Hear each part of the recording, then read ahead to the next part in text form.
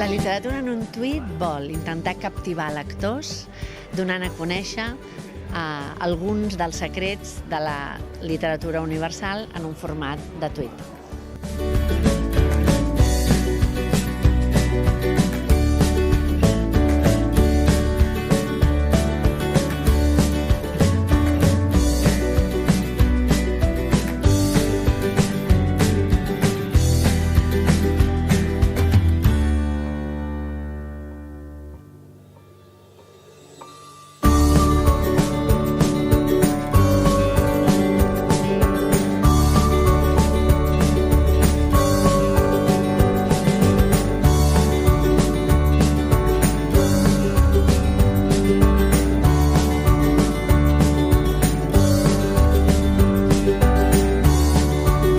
És una iniciativa que s'està portant a terme en altres viles i això farà que en un futur hi hagi una xarxa de viles que faran que el llibre, més enllà de les pròpies llibreries i de Sant Jordi, que és un fenomen esclatant un cop l'any, que durant l'any hi hagi també possibilitat de portar la literatura més a prop dels lectors.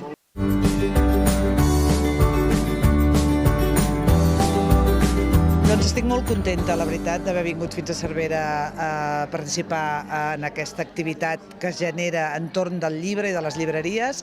Estic especialment contenta d'haver vingut avui, que és un dia de significació especial pel país. Jo crec que comencem una època que la resistència serà molt important i no em sembla que hi hagi millor manera de resistir que defensar i afavorir la nostra cultura. O sigui que estic encantada d'haver-hi participat. Hi ha un lema que diu més llibres, més lliures, és el que ens cal en aquest moment de neguit de país on les llibertats i la democràcia està amenaçada.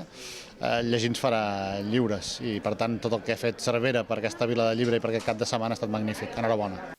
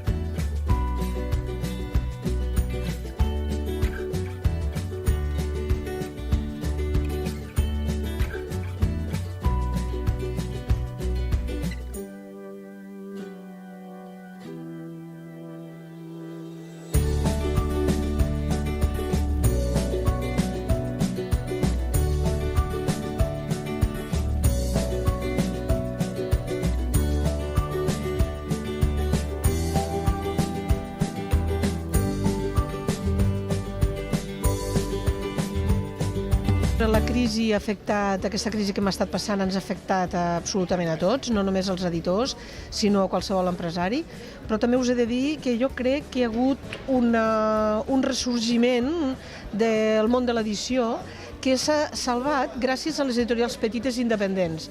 Editorials que no estan sotmeses a cap gran grup editorial i que s'han pogut permetre el luxe de publicar tot allò que els venia de gust i omplint tots aquells espais que les grans editorials, perquè potser no significava un gran ingrés per ells, però han deixat un buit que nosaltres hem pogut anar omplint. I això ens ha anat fent camí, tot un grup de gent que cada vegada som més coneguts i realment estem molt satisfets de la rebuda que estem tenint.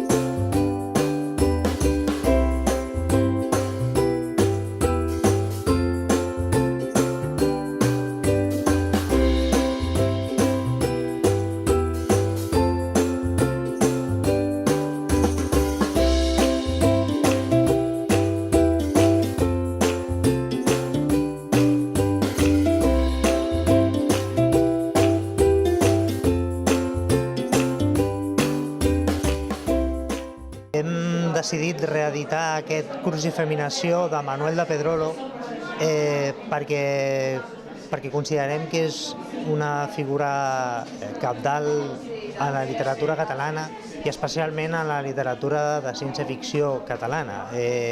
Generalment és un gènere que ha estat una mica menys tingut, com a mi em fa l'efecte que també ha estat una mica menys tingut l'autor, i que Orcini Press reediti les seves obres considero que és la manera que tenim de reivindicar no només la seva obra, no només el fantàstic en català, sinó la vigència i la importància de l'obra de Pedrolo i la importància dels gèneres fantàstics en català.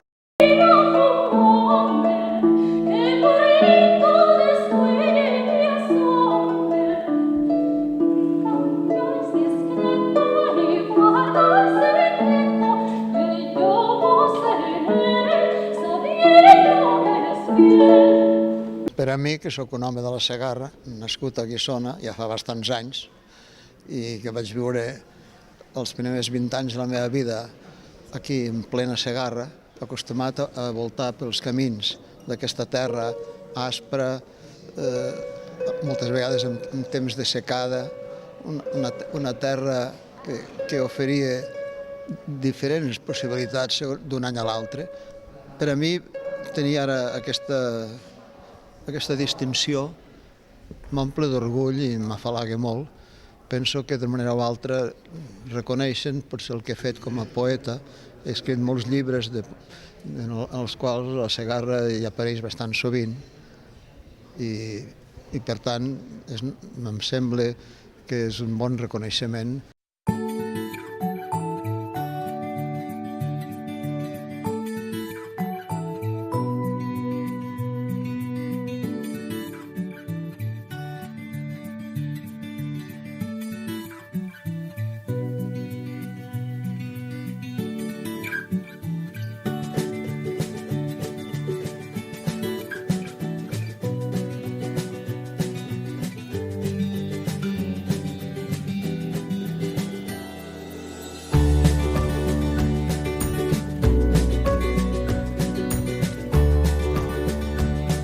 Estic molt contenta de ser a Cervera. Crec que la iniciativa dels llibres al carrer és extraordinària.